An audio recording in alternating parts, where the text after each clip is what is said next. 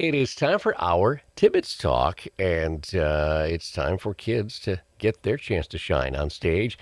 If we had popcorn theater, we had the main stage shows that all wrapped up for summer theater, but now it's on to Tibbits Young Audiences and auditions coming up next week. Christine Delaney, the executive director of the Tibbits, is on the line with us this morning.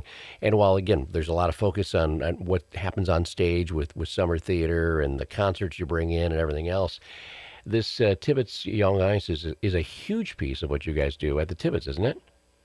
It is a huge piece, and to me, it's one of the most important things we do because we're reaching kids at a young age and instilling in them so many great traits about self-confidence and the ability to get up in front and speak in front of people and all those great things that come out of their experience at Tibbets. And, kids are our future, so if we can instill in them a love of the arts, a love of Tibbets, I tell them all the time that they are the future stewards of the building, so we better get them involved.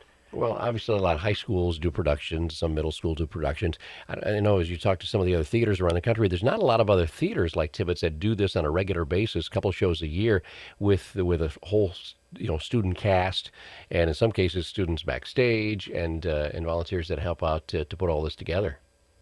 Our program is unique. Certainly, a lot of others do theater for the youth and stuff, but most of it's paid to play. We do this. Anyone can audition, and it doesn't cost you to audition. It doesn't cost you to participate. You have the option to invest in things like T-shirts and all that, but it's not a requirement. But it's just a great experience for kids from 4th through 8th graders to get involved, to try dip their toe in. And it really is, for me, amazing to see how the kids grow from the first time they get on audition to by the time they graduate the program.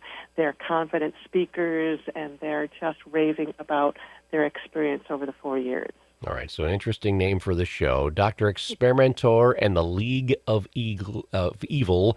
Auditions are coming up next week. Next week on Monday and Tuesday, and they are at the Tibbits Opera House. 5 o'clock. 5 o'clock, yes.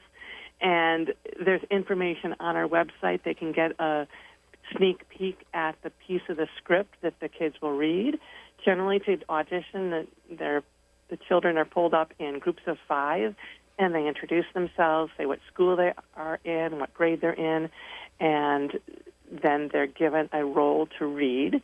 So like I said, they can practice ahead of time, and they may even have to switch those roles a couple times to read more than once. But once they're done, and they don't have to come to both auditions. And we do take pride in casting as many people as we possibly can. All right. So Jane Lillis again directing this year, produced by Tertia Odisher and Sherry Fagan for this, and Kiwanis of Coldwater is your sponsor. Again, I should do this with my movie trailer voice. Show information here. Dr. Experimenter, a mastermind supervillain, must fight to maintain his membership in the infamous League of Evil. There's just one problem. Membership means defeating superhero Extremo, who happens to be his best friend. And it goes on from there. So. Right.